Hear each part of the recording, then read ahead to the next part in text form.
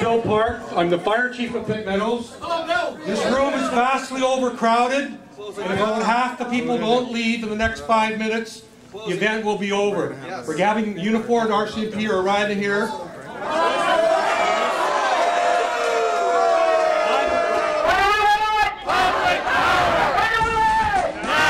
The temperature is rising in the debate over private river power in British Columbia.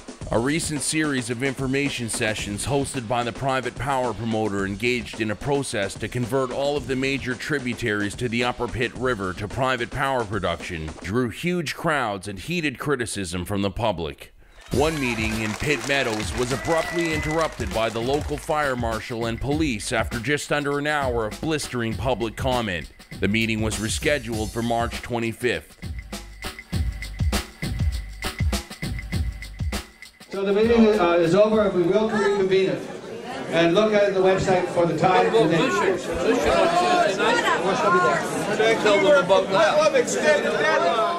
Meanwhile, an enthusiastic, diverse crowd of several hundred flocked to a rally to protest private river power and send a message to attendees of a private power conference inside Vancouver's Wosk Centre that BC is a public power province. Power to the people! Power to the people! Public power! Public power! Public power! Public power!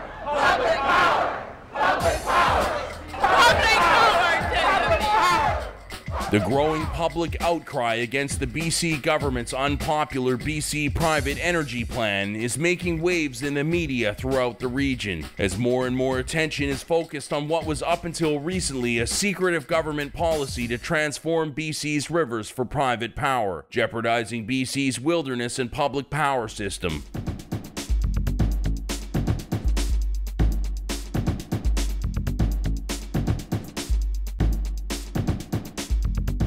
The information sessions were held to discuss plans to run power lines through protected provincial Class A Pinecone-Burke Park, as well as the environmental assessment application for 7 private power projects on all 8 of the Upper Pitt River's major tributaries. I heard from world-renowned fish biologist Mark Angelo, head of BCIT's outdoor program, before the meeting about the environmental problems with private river power, like these proposed projects for the Upper Pitt River watershed. This particular project not only has the potential to impact the river, but certainly it will change the nature of the valley that it runs through. It will impact aesthetic values, it will impact recreational values, and it may well have an impact on wildlife values as well. And the Upper Pitt has incredible wildlife values, whether you're talking about elk or bear or wolves have recently made a substantial comeback there. Certainly some of the diversions will impact fish in some of the 8 tributaries that we're talking about, but also another major concern is that when you look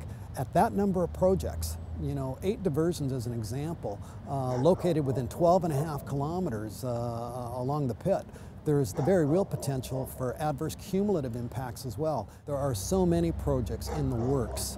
You're looking at a huge number across the province. The overcapacity crowd in Pitt Meadows was told that the responsibility for the public comment process belongs to the promoter of the proposed private power developments. Puts the onus on the proponent to carry out the consultations that are associated with documenting the effects of their proposal, and it puts the onus on them to pull together all the environmental, social, and economic information respecting the process.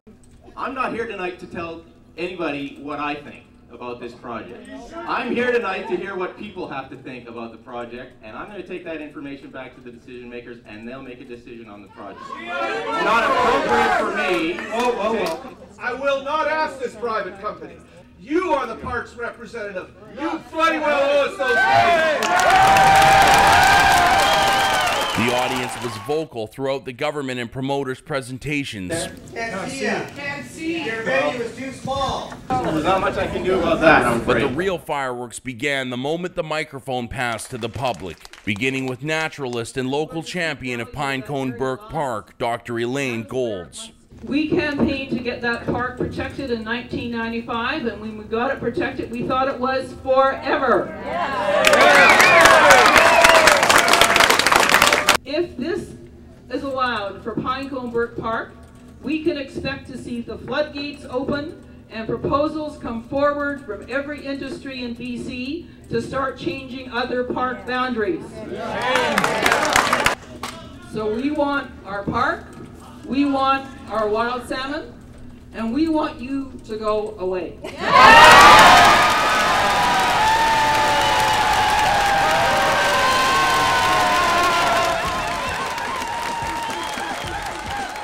The crowd heard from other respected speakers at what was clearly an emotional event. The trust that people have in their institutions within a democracy depends on the way in which the processes they are involved in bear fruit, and where there is certainty.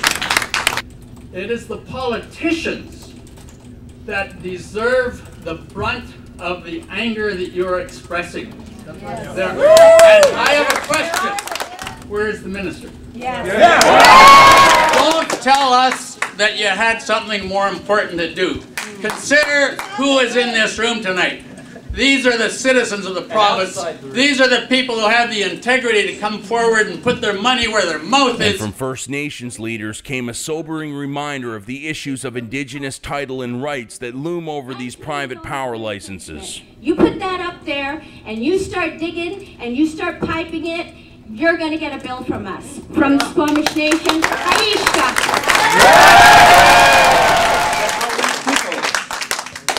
Is like my family. They're backed into the corner. They need the native people more so than ever before. If we walk together, we can take them down. It was hot. I was very hot, and people were very hot and bothered. Then, 2 weeks later in downtown Vancouver, as private power promoters met at Simon Fraser University's Wosk Center for Dialogue, public emotions erupted again in another fiery display as hundreds marched to the front doors of the Wosk Center to expose private power in British Columbia. They are putting us under the control of these in this room, and it's absolutely wrong. The only reason BC Hydro can't do the job is the likes of Barry Penner and Richard Newfeld and Premier Campbell are preventing them from doing so. They've tied their hands. In fact, through the passage of Bill 30, local communities' rights have been taken away. The public heard from a spectrum of speakers, including Union Director Jim Sinclair. Ordinary people built this province, and they built the hydroelectric system we have. It wasn't perfect.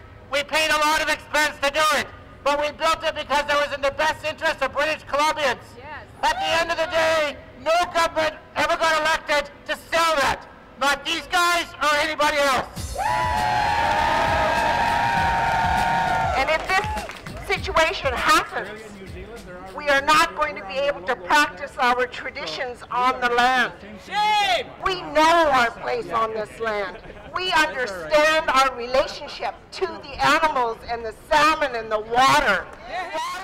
With the rescheduled Pitt Meadows meeting on the 25th of March from 6 to 9 p.m. at Pitt Meadows High, we can expect more fireworks as the public rises up to defend itself, its wilderness, and its public power systems against the threat of private power in British Columbia.